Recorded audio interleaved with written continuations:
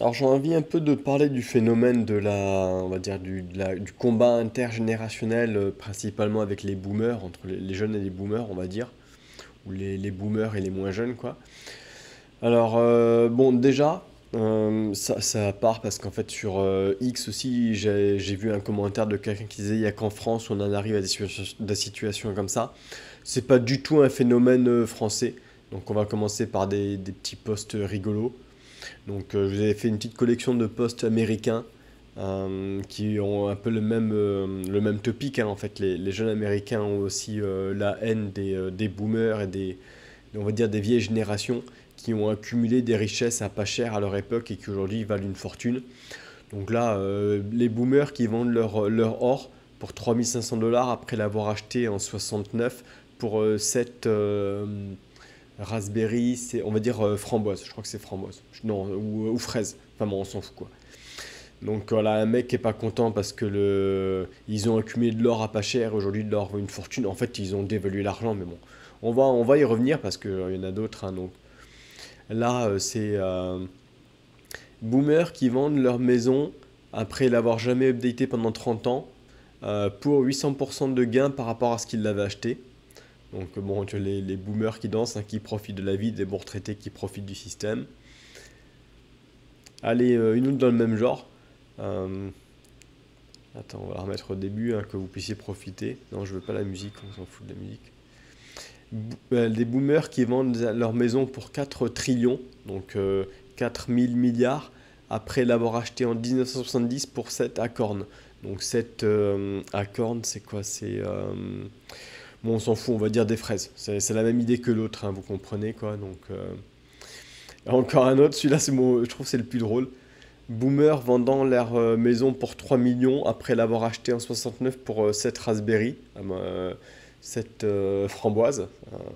Donc, encore une fois, ouais, ça montre bien les boomers qui ont bien profité, qui ont acheté des assets à pas cher dans les années 70 et qui aujourd'hui, ces assets valent plusieurs millions. Donc bon, on pourrait continuer comme ça pendant perpète, il y en a des très drôles. Bon, je pense que vous avez compris. Mon point, c'est que voilà, c'est pas du tout un truc français, c'est un truc assez international, mais c'est surtout sur les pays occidentaux qui avaient du pouvoir, on va dire, dans les années 70 et qui étaient sous la tutelle américaine. Donc les États-Unis et les pays ouest de l'Europe, en fait, où vous voyez ce gap générationnel, en fait.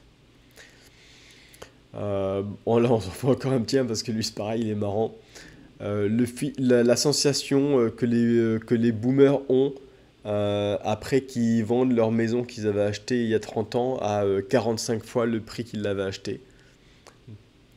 Bon, allez, on va pas tous les faire. Un truc intéressant, c'est que vous voyez, il y a souvent la période 1970-1980 qui revient. Euh, et bon, alors, tiens, on va parler vite fait de ça aussi, parce qu'il y a toujours aussi ce truc où les mecs vous disent, ouais, dans les années 70-80, donc c'était plutôt à la fin, donc peut-être plutôt vers les années 76-77, les taux étaient plus élevés, les taux étaient genre, je sais pas, à 15%, 20%. Le 30 ans était peut-être ouais, à 20%, mais le truc qu'il faut savoir, c'est qu'en fait, à cette époque, les maisons étaient tellement pas chères qu'ils faisaient pas des crédits sur 30 ans, les mecs. Ils faisaient des crédits sur 15 ans. Et si vous cherchez un peu, je crois pas que je l'ai, je regarde vite fait, mais je l'ai pas mis ça. Si vous cherchez un peu, en fait, à cette époque où les taux étaient assez élevés, les mecs switchaient sur des crédits à taux variable, en fait. Donc, ils avaient donc des mortgages, des crédits sur 15 ans avec des taux beaucoup plus faibles. Et en fait, si vous connaissez un peu les maths, hein, le simple fait d'emprunter sur 15 ans fait que le taux a moins d'importance et il payait beaucoup moins qu'un mec qui aurait eu un truc à 30 ans à 7%. Enfin bon, c'est des maths, c'est con que j'ai pas mis. Je ferai peut-être une vidéo là-dessus, mais bon. Enfin, c'est des maths, faites des maths, vous verrez. Je sais qu'aujourd'hui les gens font plus de maths, mais bon. Euh, Encore un autre commentaire, hein, donc. Là, on voit un boomer qui poste, donc ça c'est sur X, hein, je sais pas s'il a trouvé ça sur X, c'est peut-être plutôt sur Facebook, le mec a mis ça. Un boomer qui poste, oui, il faudrait qu'il y ait plus de taxes sur la propriété après 65 ans. Et donc ça, j'imagine que c'est un millénial ou quelqu'un un peu plus jeune, la photo, je dirais un millénial, qui du coup qui répond et qui fait la politique des boomers pour l'immobilier. Étape 1, acheter une maison pour 10 000 $ en 70. Étape 2, utiliser le NIMBY pour bloquer les autres maisons. Donc le NIMBY, c'est Not in my backyard. Donc en gros, c'est si vous voulez construire de l'immobilier, les boomers aux États-Unis, ils vous bloquent partout. Ils disent non, non, faut pas construire d'immeubles, faut pas construire de maison à côté de chez moi. C'est un petit quartier résidentiel. Un peu comme je me souviens, j'avais vu là pendant ces vacances à Paris, il y avait des boomers qui se plaignaient qu'il y avait un Carrefour Market qui devait ouvrir, un truc comme ça, qui l'ont bloqué. C'est ça le NIMBY en fait, c'est que les mecs ils bloquent les développements immobiliers pour garder un peu leur monopole quoi. Étape 3, du fait du manque d'immobilier, votre maison vaut maintenant plusieurs millions. En fait, c'est aussi surtout dû à la dévaluation, mais bon, on va en parler, on va en parler. Petite étape 4, se plaindre des taxes de la property qui sont trop élevées parce que maintenant votre maison est si chère, enfin si évaluée, on va dire. Donc clairement, il y a... oui, parce que tout ça à la base, c'était pour montrer que c'était pas clairement un phénomène que français. C'est un phénomène, comme je disais, tout ce qui est US et ses vassaux des années 70-80. Et bon, on va pas tous les faire, hein. Il n'y a pas que l'immobilier, aussi le salaire minimum qui n'a pas augmenté. Il y a plein de trucs, hein, le prix de l'or comme on avait vu au début. Enfin bon, tout ça c'est de la dévaluation. Ce que je voulais voilà, continuer là-dessus, c'était le fait des années 70. Je reviens, je pars un peu en live, hein, j'ai rien préparé. Vous verrez souvent les trucs des années 70 dans ces discussions. Et en fait, on va aller... Ah oui, si peut-être ça quand même. Vous voyez beaucoup aussi sur TikTok. Alors moi je suis pas sur TikTok, donc cette vidéo je l'ai juste prise comme ça. Où en fait vous voyez beaucoup de vidéos des jeunes, ce qu'ils appellent des rents. En fait c'est... je sais pas trop traduire ça, c'est un peu des vidéos désespoir, des vlogs désespoir où les mecs racontent et ils peuvent pas se loger, ils sont payés une misère, ils ont aucun espoir, ils feront jamais de famille. Ce qui est effectivement ce qu'on voit, hein, ils vivent de plus en plus chez leurs parents.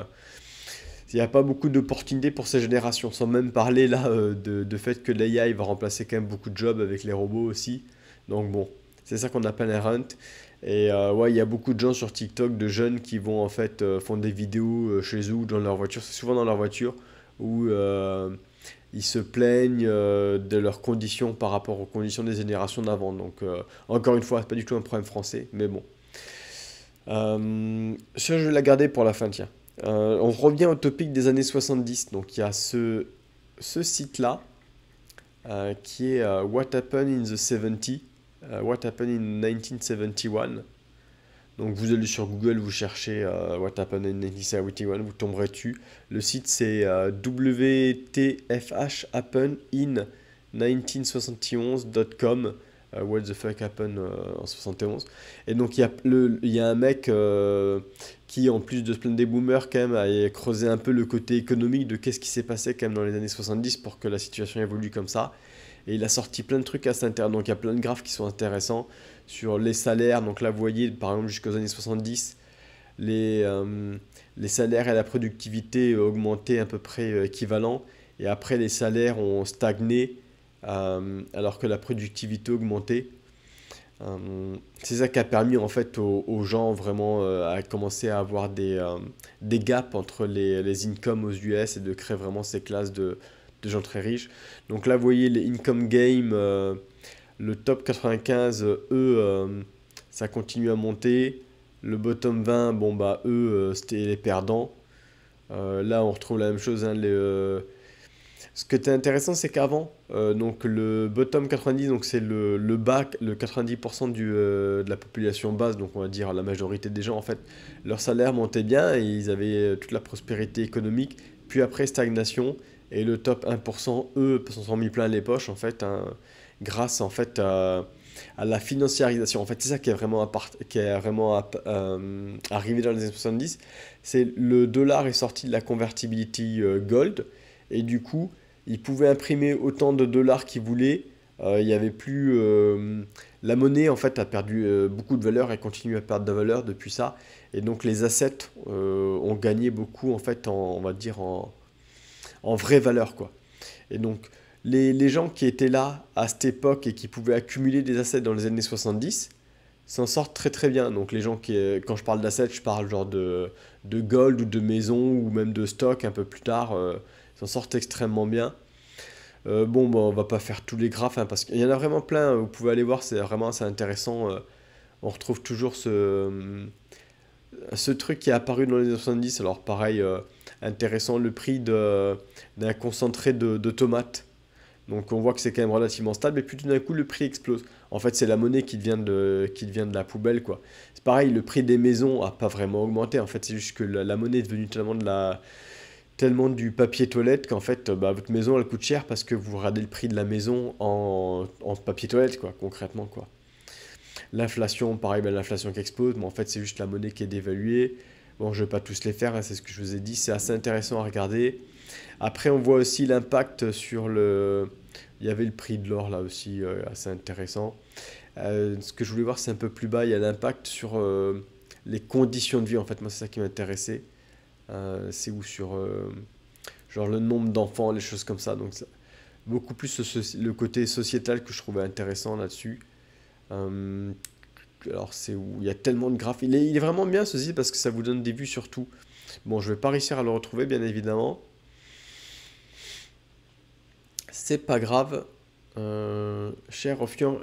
Ah voilà, les young adultes qui vivent avec leurs parents. Donc on voit là, dans les années 70, ça recommence à remonter. Là, si vous regardez les news en 2025, hein, vous savez que c'est un gros problème un peu partout. L'âge pour le mariage, hein, donc maintenant, c'est à partir de ce moment-là qu'ils ont commencé à se marier beaucoup plus tard. Euh, les divorces, le- il me semblait qu'il y a voilà, le nombre d'enfants par femme. Donc voilà, la dégringolade, hein, à partir des années 70, là, parce que les conditions de vie sont de plus en plus compliquées. Donc bon, quand t'es obligé de vivre chez tes parents et que tu peux pas te prendre un appart, eh ben ouais, tu fais pas d'enfant, quoi. Donc c'est pour ça que pour moi c'est de là que vient toute cette haine. Mais la vraie raison pour moi c'est la financiarisation de l'économie. Tout est devenu des assets à trader et à spéculer. Avant, une maison, c'était une commodité, c'était fait pour vivre. En fait, il y a eu vraiment un switch fondamental au niveau du mindset. Avant, une maison, surtout aux États-Unis, c'était pas du tout quelque chose sur lequel tu spéculais. Euh, les gens avaient un peu de responsabilité morale et tu vendais le prix de ta maison, hein, on va dire à peu près au prix qu'elle t'avait coûté à produire. T'essayais pas de maximiser tes revenus là-dessus, quoi. Parce que c'était, on va dire, quasiment un bien. Donc les gens étaient pas si greedy. D'ailleurs, il y avait un graphe sur le grid que j'avais trouvé ça vachement intéressant, mais j'arriverai pas du tout à le retrouver parce qu'il y a beaucoup trop de graphes. Hum, c'est dommage, j'aimerais quand même bien le retrouver, qui montrait les priorités. Il demandait aux gens les priorités dans la vie, et on voit aussi dans les années 70 que la priorité, c'est devenu de faire du pognon, quoi. Euh, je vais peut-être réussir à le retrouver parce qu'il est vraiment bien, ça montre vraiment le mindset. Enfin bon, non, je vais pas réussir à le retrouver, évidemment. Attends, moi, ça m'embête, j'ai pas passé 3 heures là-dessus, mais il était vraiment bien. Mais voilà, il y a eu un switch avec la financiarisation et la dévaluation de la monnaie qui va avec, en fait. Les mecs se sont rendus compte qu'en fait, ils pouvaient imprimer de la monnaie et, euh, et que tous les gens qui avaient des assets allaient être riches. Donc pour moi, c'est ça les vraies causes, en fait, qui font que les jeunes aujourd'hui sont énervés parce qu'en fait, les boomers ont juste eu la chance d'être nés au moment de la financiarisation et de pouvoir acheter ces assets au bon moment. Et aujourd'hui, ces assets, elles valent beaucoup plus d'argent, quoi. Et, donc, donc voilà, j'espère que ça vous aura appris quelque chose. Et pour moi, ça me fait toujours penser à l'histoire du Monopoly. Donc je ne sais pas si vous savez, mais à la base, le Monopoly en 1903, la nana qui a créé pour le Monopoly avait comme objectif, hein, de montrer que les loyers enrichissent les possesseurs de propriétés et causent les locataires à devenir de plus en plus pauvres, en fait. Le Monopoly, c'est une critique du modèle capitaliste, en fait, hein, si vous ne saviez pas. Donc à son époque, hein, c'était surtout l'investissement, on va dire, terrien, property. Maintenant, après, dans les années 70 et surtout récemment, ça s'est développé avec le stock market, la spéculation. Quoique je sais qu'en France, il y a quand même moins de trading qu'aux US. Il y a toujours cette notion d'investir dans la pierre c'est tangible. Donc voilà, pour moi, En fait, ce qu'on voit aujourd'hui, c'est qu'en fait, les gens se rendent compte qu'en fait, ils jouent à un Monopoly où les boomers ont 10 tours d'avance et ont déjà acheté toutes les propriétés à pas cher. Et où tu te retrouves quand tu arrives sur une case d'un boomer, si tu veux lui racheter son truc, il faut payer 50 fois le prix que lui a acheté, ou alors tu payes un loyer qui fait que au final tu vas être banqueroute dans 3 tours et tu t'en sortiras jamais.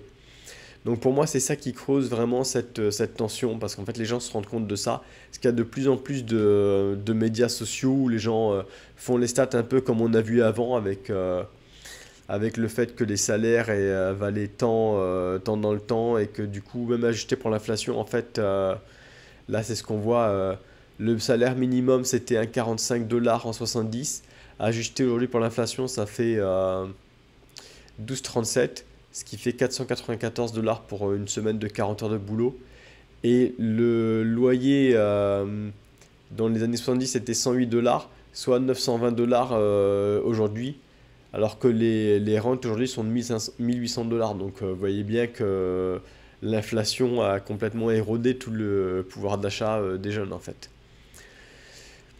Peut-être pour finir, ouais, je voudrais revenir là-dessus parce que ça vous montre bien la haine quand même des boomers. Est-ce que je peux zoomer? Ouais, la haine des boomers que vous voyez.